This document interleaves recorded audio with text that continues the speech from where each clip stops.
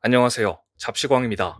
여러분들은 후쿠시마 오염수에 대해 어떻게 생각하시나요? 그저 일본의 주장대로 드넓은 바다에 뿌리면 제 아무리 방사능이라도 대자연이 희석해 줄 것이라고 생각하시나요? 후쿠시마 방사능 오염수 해양 방류는 생각보다 정말 심각한 문제입니다. 얼마 전 일본 도쿄전력은 긴급하게 외신 기자들을 불러 모아 현재 후쿠시마 오염수 저장 탱크의 상황에 대한 충격적인 근황을 설명했습니다. 그런데 설명 내용을 들은 기자들은 충격에 빠지고 맙니다. 원전에는 폐로 처리수를 보관하는 탱크가 약 1000개 정도 설치되어 있는데 도쿄전력은 이미 전체 탱크의 96.4%가 처리수로 가득 차 있다고 발표했기 때문입니다. 즉, 도쿄전력이 보유 중인 오염수 보관 탱크가 벌써 터지기 직전이라는 것입니다. 그간 도쿄전력은 오염수 해양 방류를 주장해왔는데 방사능 유출 우려에 대해 철저한 관리를 자신해왔습니다. 그런데 이미 96.4% 터지기 일보 직전에 이르렀지만 그들이 일방적으로 원하는 방류 준비조차 끝내지 못한 것입니다.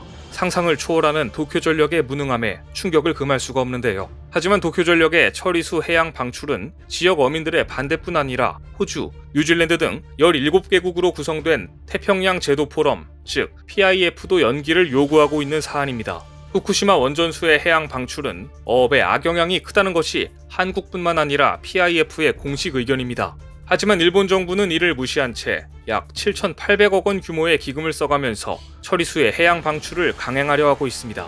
외신들이 놀란 것은 처리수 보관 탱크의 96%의 처리수가 꽉 들어찰 때까지 아무런 대안도 마련하지 못했다가 결국 주변국들에게 피해를 주면서까지 해양 방류를 결정한 일본의 무책임한 태도였습니다. 후쿠시마 제1원전 폐로 과정에서 처리수가 계속 나오는 것은 불가피한 일입니다.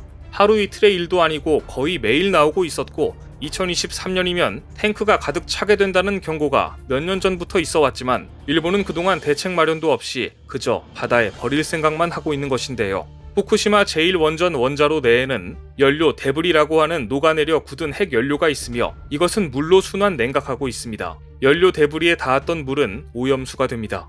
일본은 핵 연료에 닿은 물에 방사능이 없다는 비상식적인 주장만 반복하며 바다에 방류하겠다는 고집을 꺾지 않고 있습니다. 도쿄전력은 하루 140톤가량씩 불어나는 오염수를 핵물질 정화장치인 다액종 제거 설비로 처리해 탱크에 담아 보관하고 있습니다.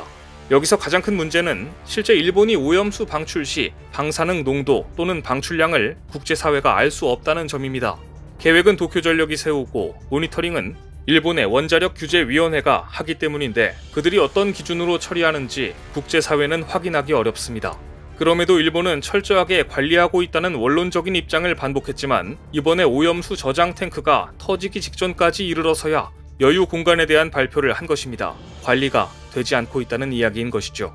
어쩌면 이마저도 바다에 방류하기 위한 거짓일 수도 있습니다. 아니, 이미 바다에 방류하고 있을지도 모를 일입니다. 도쿄전력은 이미 신뢰를 잃은 지 오래입니다. 2년 전 도쿄전력의 후쿠시마 방사성 폐기물 관리가 한마디로 엉망이었다는 게 폭로되면서 치명상을 입었습니다. 심지어 도쿄전력은 오염수가 아니라 진짜 방사성 폐기물조차 제대로 관리하지 않았습니다. 폭발 사고로부터 1년이 넘을 때까지 방사능 폐기물을 담는 용기 안에 내용물을 기록조차 하지 않았으며 내용물 기록을 시작한 후로도 2017년 11월까지는 용기 속 내용물이 무엇인지 제대로 조회조차 할 수 없는 상태였던 것으로 드러났습니다. 이런 식의 엉터리 폐기물 관리가 6년 8개월간 이어져 왔으니 폐기물 관리가 어떻게 이뤄졌을지는 불보듯 뻔한 일입니다. 약 8만 5천 개의 방사능 폐기물 용기 가운데 4천 개가량의 용기에는 대체 무엇이 들었는지 얼마나 위험한 물질인지 그 내용물조차 특정하지 않았습니다. 그런데 여기서 첫 번째 의심이 듭니다. 과연 몰랐을까요? 숨긴 걸까요? 몰랐다면 무능이고 숨겼다면 부정입니다. 도쿄전력이 원전 폭발 사고 직후부터 폭발로 생긴 건물 잔해와 작업원들이 사용한 방호복 등 각종 방사능 오염 폐기물을 강철제 용기에 담아 보관하고 있었던 것으로 미뤄볼 때 내용물을 알 수 없는 4,000개의 용기에는 아마도 불에 타지 않은, 즉 처리가 불가능한 건물 잔해나 방사선량이 너무 높아 소각조차 할 수 없었던 심각한 물질이 들어있을 것으로 추정되고 있을 뿐입니다. 방사능에 오염된 물질은 처리가 어려운 만큼 부정을 차라리 무능으로 덮은 것이라는 의심이 충분히 가능합니다. 도쿄전력의 이런 불명확한 일처리는 너무 많아서 다 언급을 할 수 없을 정도입니다. 얼마 전에는 후쿠시마 제1원전 경내에서 뜬금없이 방사선량이 높은 폐기물 덩어리가 발견돼 대체 폐기물 관리를 어떻게 하는 거냐며 일본 내에서도 비판이 일었습니다. 문제의 폐기물 덩어리는 젤 형태였는데 표면 방사선량이 시간당 13mSv, 즉 일반인 기준 1년 동안 피폭 한도를 크게 넘어선 것이었습니다. 일본의 처리수 해양 방류 결정으로 발등에 불이 떨어진 국가들은 한국과 중국 이외에도 태평양에 많은 섬나라들이 있습니다. 피지, 투발루, 통가, 마셜제도, 호주, 뉴질랜드 등 총 17개 국가들로 구성된 태평양 도서국들의 연대체인 PIF는 최근 후쿠시마 오염수에 대해 적극적으로 대응하기로 하고 핵물리학, 해양과학 등의 권위자들에게 오염수의 데이터를 분석하게 했습니다. 그러자 놀라운 일이 일어났습니다. 도쿄전력과 3차례 회의 후 충격을 받은 미국의 핵물리학자가 학자적 양심을 걸고 언론 앞에 선 것입니다. PIF 과학자위원회 소속이자 미국 핵물리학자 페랭 달로키 베레스 박사는 도쿄전력이 제공한 후쿠시마 오염수 데이터를 두고 이렇게 일갈했습니다. 그것은 부정확, 불완전, 비일관적인 데다 편향적이었습니다. 도쿄전력이 제공한 오염수 정보와 관련 지식은 너무나 허술하고 부족했습니다. 그들이 보낸 데이터는 후쿠시마 원전 부지에 저장된 ALPS 처리 후 오염수를 4년 3개월 동안 조사한 결과로 오염수 안전성을 판단하기에는 역부족이었습니다. 오염수에는 64개의 방사성 물질이 들어있지만 도쿄전력은 그중 7개 방사성 핵종에만 집중했습니다. ALPS 처리 후 오염수가 탱크를 모두 채우기 전 약 30리터만 채취해 샘플링을 진행하여 탱크 바닥에 고준위 슬러지 폐기물의 용량, 농도 수준이나 제염 처리 효과도 확인할 수 없었습니다. 심지어 화학적, 물리적 법칙을 거스르는 결과도 많았다고 합니다. 화학적 성질이 같은 세슘 134와 세슘 137은 방사능이 줄어드는 반감기에 따라 농도 비율이 서서히 감소되어야 하는데 갑자기 비율 증가가 보였고, 반감기가 동일한 세슘 137과 스트론튬 90은 보통 농도 비율이 2자릿수 이상의 차이를 보이지 않는데 최대 16,000배까지 차이가 나기도 했습니다.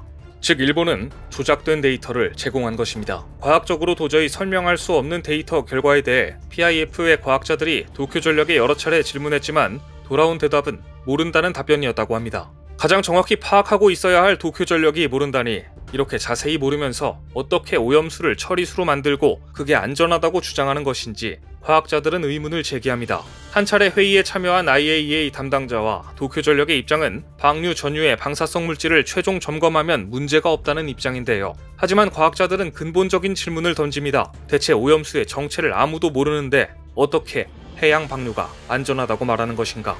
PIF 과학위원회 소속 과학자들은 도쿄전력의 주장대로 후쿠시마 오염수가 제염 설비와 희석을 통해 안전한 수준으로 방류될지 확인하는 게 시급하다고 판단하고 있습니다. 쉽게 말해 오염수에 무엇이 들어있는지부터 확인을 해야 한다는 것입니다. 이처럼 안전할 것이라는 주장을 입증할 과학적, 객관적 증거가 없는 상황이지만 도쿄전력의 방류 준비는 착실히 진행되고 있습니다.